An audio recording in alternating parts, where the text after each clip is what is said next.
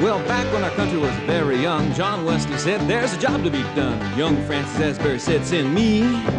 So they put him on a boat, sailed across the sea. Now, he didn't know a Tea Party was brewing and the American Revolution was stewing. By the time that the war was won, why, a brand new church had just begun.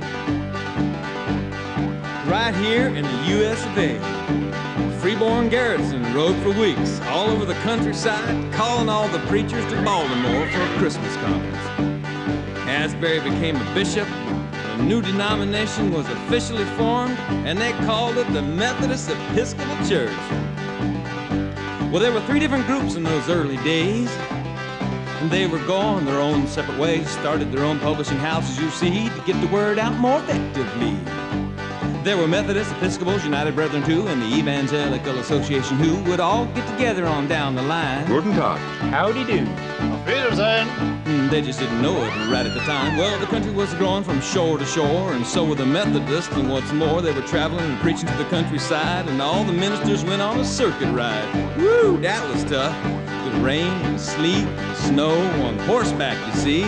And when the weather got real bad, people used to say it was only fit for crows and Methodist preachers. And the spirit was moving in those early days, you know. Camp meetings all over the place, and churches started popping up everywhere.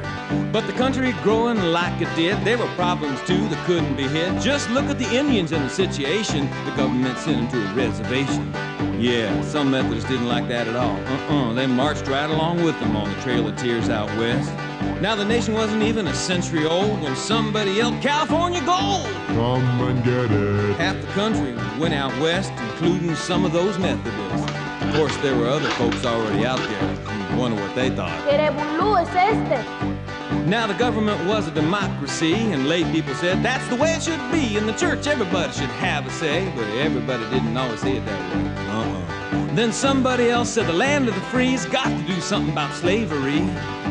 No sooner had they opened their mouth than the war broke out between the North and the South. There were Methodists on both sides. When it was all over, folks began to see all of God's children got to be free. That wasn't the end of it. Even today, the struggle goes on. Now the nation was growing by leaps and bounds, and everywhere Methodists could be found. They started missions and hospitals, colleges too. They went to India and China and Timbuktu.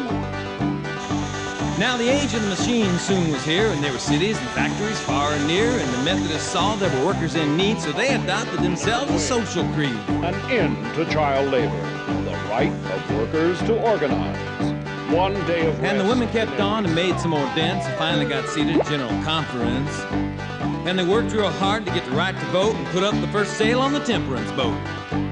Well, been through a lot in 200 years, been war and gore and lots of tears. And some of those folks who split back then decided to get together again. Now we have our fussing and fighting and fits, but we're still called United Methodist. Now ain't that something?